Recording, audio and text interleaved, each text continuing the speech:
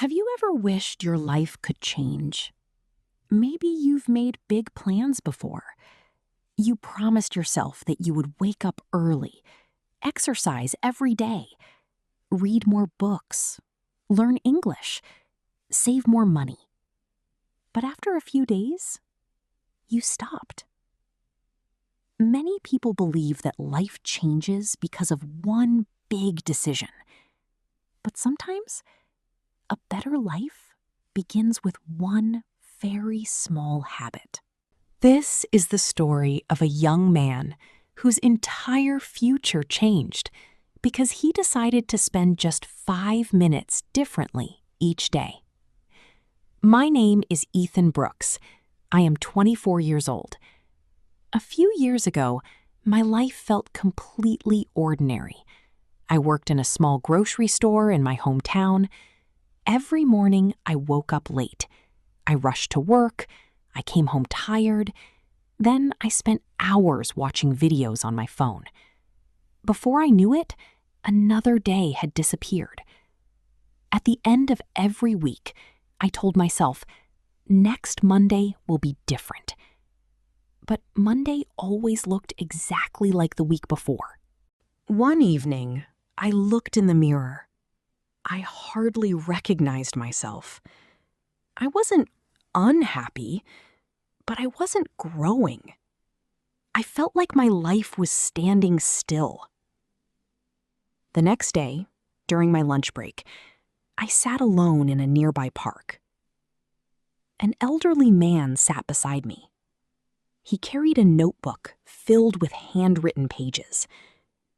He noticed that I looked discouraged. "Tough day?" he asked. I smiled politely. "You could say that." He nodded. "I've seen that look before."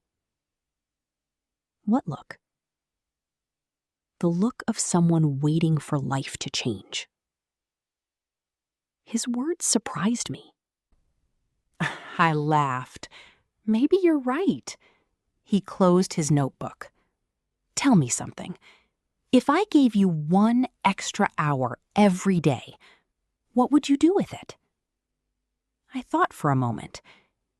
I'd probably learn new skills, read books, exercise, study English, maybe even start a small business. The old man smiled. "So why don't you?"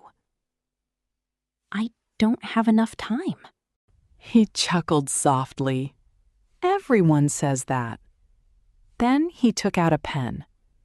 On a piece of paper, he wrote one sentence. "Small actions, repeated every day, create extraordinary results." He handed me the paper.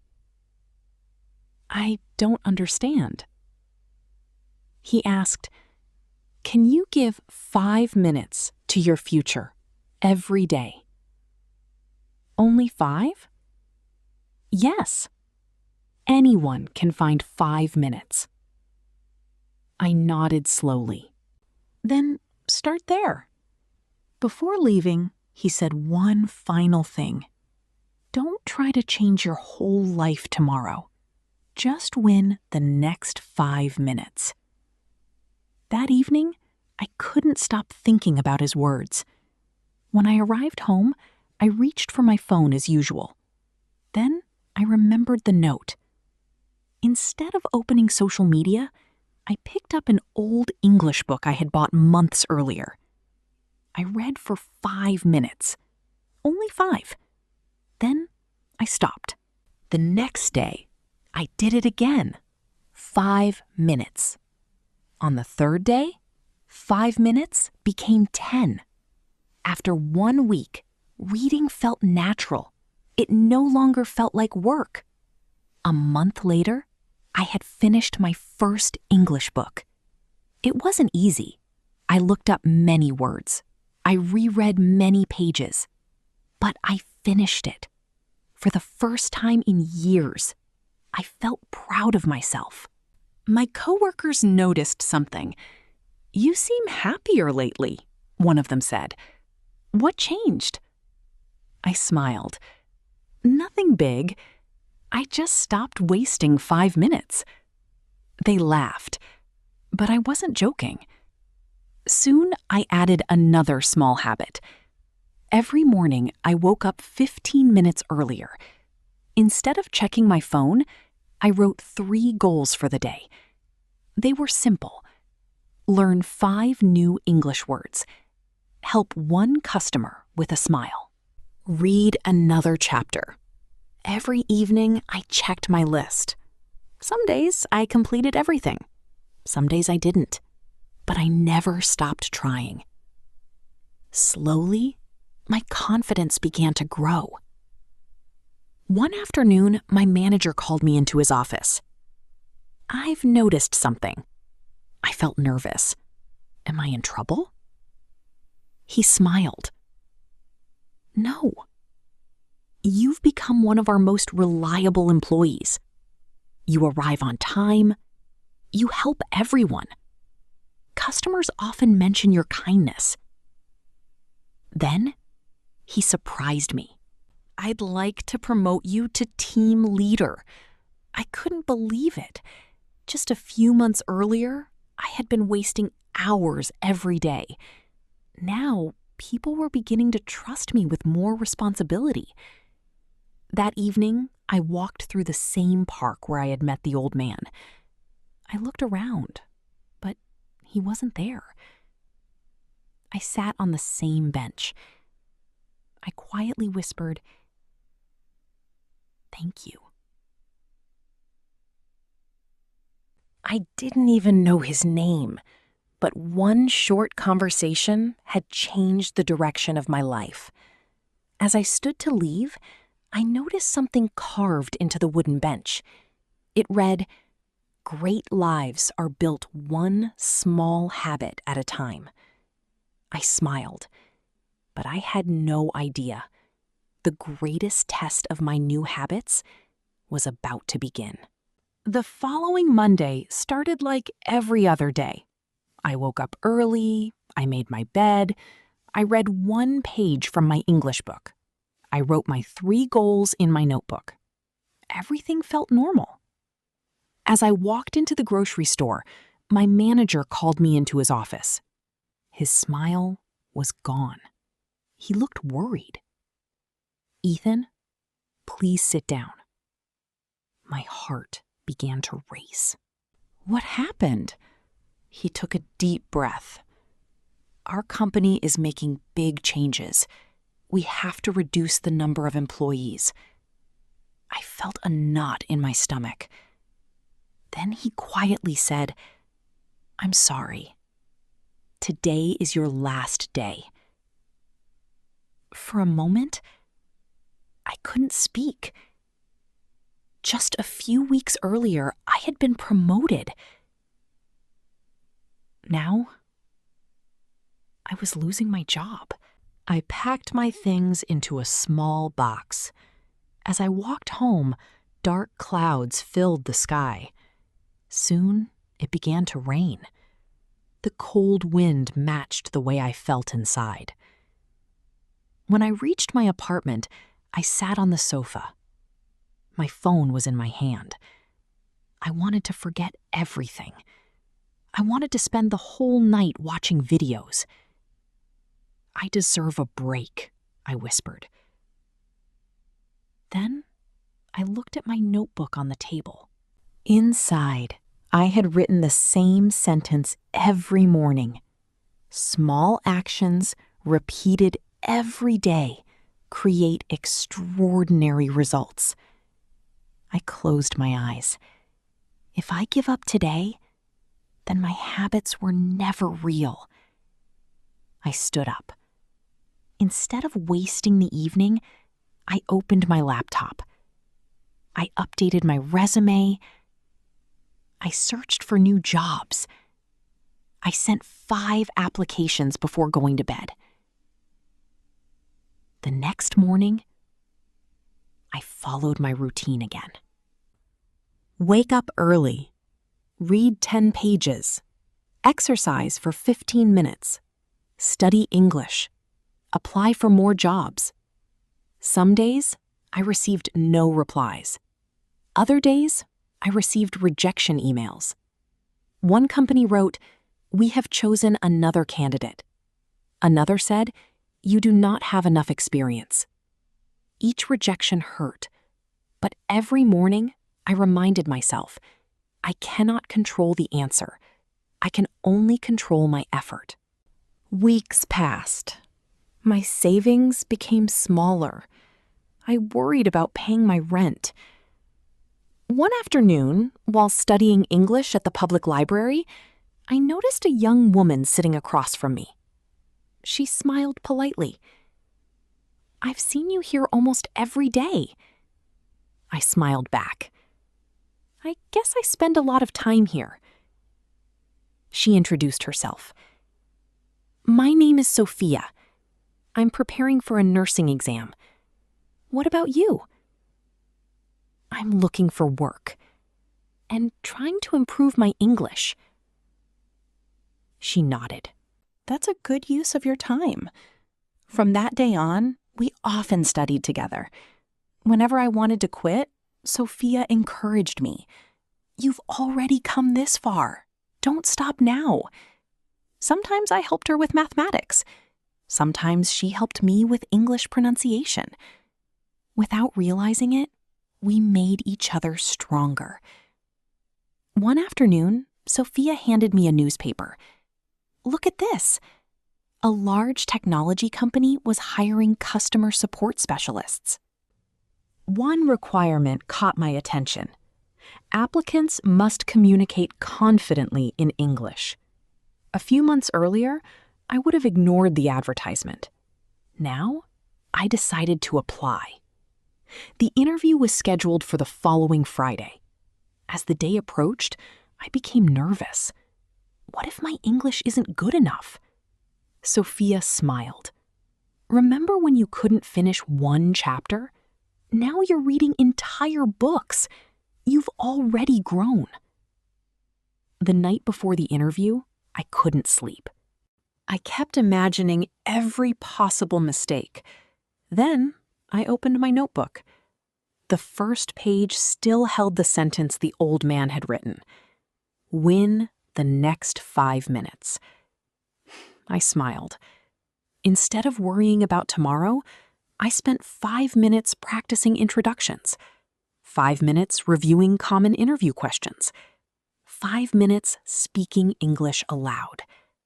Little by little, my confidence returned. The next morning, I put on my best shirt.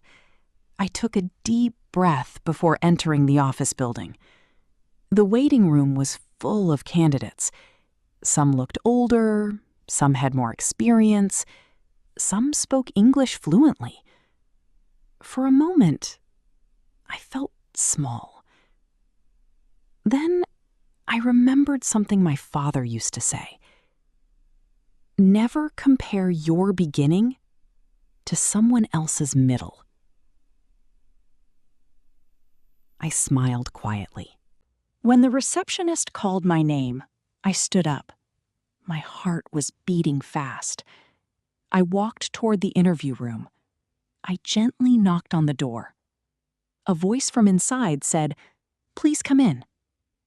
I turned the handle, stepped inside, and immediately recognized one of the interviewers. It was the elderly man from the park, the man who had changed my life with one simple habit. He looked at me, smiled, and said, "So, did you make good use of those 5 minutes?" For a moment, I couldn't believe my eyes. The elderly man smiled warmly. "It has been a long time, Ethan." I smiled back. "I've been looking for you." He laughed softly. "I'm glad you found me instead." The other 2 interviewers looked at us with surprise. "You know each other?" one of them asked. The old man nodded. "We met in a park several months ago." He didn't know who I was. I looked at him curiously. "I still don't." He extended his hand. My name is William Carter. I'm one of the founders of this company. My eyes grew wide. I was speechless. The man I thought was just a stranger on a park bench had built one of the largest technology companies in the country. William smiled. "Please sit down." The interview began. The first interviewer asked, "Ethan, tell us about yourself." I took a deep breath. Months ago, I would have been nervous. Now, I spoke with confidence. I talked about my job at the grocery store. I shared how I had improved my English. I explained how I had learned to stay disciplined through small daily habits. Then another interviewer asked, "What is your greatest strength?" I thought for a moment. I don't give up easily. I've learned that success isn't about doing something incredible once. It's about doing ordinary things consistently. The interviewers nodded. William smiled quietly. The questions continued. Some were easy, some were difficult. When I didn't know an answer, I admitted it honestly. Then I explained how I would learn. Finally, William asked the last question. "If we don't hire you today, what will you do tomorrow?" I smiled. "I'll wake up early, I'll read my English book, I'll exercise, I'll send more job applications, and I'll keep improving, because my habits don't depend on getting this job. They depend on the person I want to become." The room became silent. After a few seconds, William stood up. He walked over and shook my hand. "Thank you, Ethan. We'll contact you soon." I left the building feeling peaceful. Of course, I wanted the job, but for the first time in my life, my happiness didn't depend on the result. I had already changed. 3 days later, my phone rang. "Hello, is this Ethan Brooks?" "Yes." "This is Horizon Technologies. We're pleased to offer you the position." I closed my eyes. A huge smile appeared on my face. "Thank you. I gladly accept." When I started my new job, everything felt different. There was so much to learn. New software, new customers, new responsibilities. Many new employees complained. "The training is too difficult. There is too much to remember." But I kept following my habits. Every morning, I arrived 15 minutes early. I reviewed my notes, I asked questions, I listened carefully. Every evening, I wrote down one new thing I had learned. One lesson. Every single day. Months passed. My manager noticed my progress. "Ethan," she said, "people enjoy working with you. You're always willing to learn." A year later, I was promoted again. Not because I was the smartest employee, but because I had become the most consistent. One afternoon, William invited me to lunch. He asked, "Do you know why I spoke to you in the park that day?" I shook my head. I often sit there and watch people. Some complain, some blame others, some wait for life to become easier. But you looked like someone who wanted to grow. I only gave you one small idea. You did the hard work. I smiled. You changed my life. William shook his head. No, you changed your habits, and your habits changed your life. His words stayed with me. 5 years later, I became the manager of a growing team. Whenever a new employee joined the company, I shared the same advice. I didn't tell them to work 16 hours a day. I didn't tell them to be perfect. Instead, I said, improve by just 1% every day. Read one more page. Learn one new skill. Help one more person. Take one more step. It doesn't seem like much today, but 1 year from now, you'll hardly recognize yourself. One Saturday morning, I walked through the same park where everything had begun. The old wooden bench was still there. The words carved into it had faded with time, but I could still read them. Great lives are built one small habit at a time. I sat quietly and smiled. A young man sat down beside me. He looked tired, discouraged. He stared at the ground for a long moment. Finally, he sighed. I feel like my life is going nowhere. His words sounded familiar. They were almost the same words I had once felt in my own heart. I smiled kindly. Then I asked him, if someone gave you 5 extra minutes every day, what would you do with them? He looked at me with curiosity, and in that moment, I realized something beautiful. The greatest gift we receive is the gift we can pass on to someone else. Because success is not built in a single day. It is built in the small choices we make every day. 1 page, 1 workout, 1 kind word, 1 new lesson, 1 good habit. These small actions may seem invisible today, but over time, they become the foundation of an extraordinary life. Thank you for listening. If this story inspired you, please like this video, share it with a friend who needs encouragement, and subscribe to Fluent English Hub for more original English stories that help you improve your English while learning valuable life lessons. And always remember, your future is not created by one big decision. It is created by the small habits you choose to repeat every single day.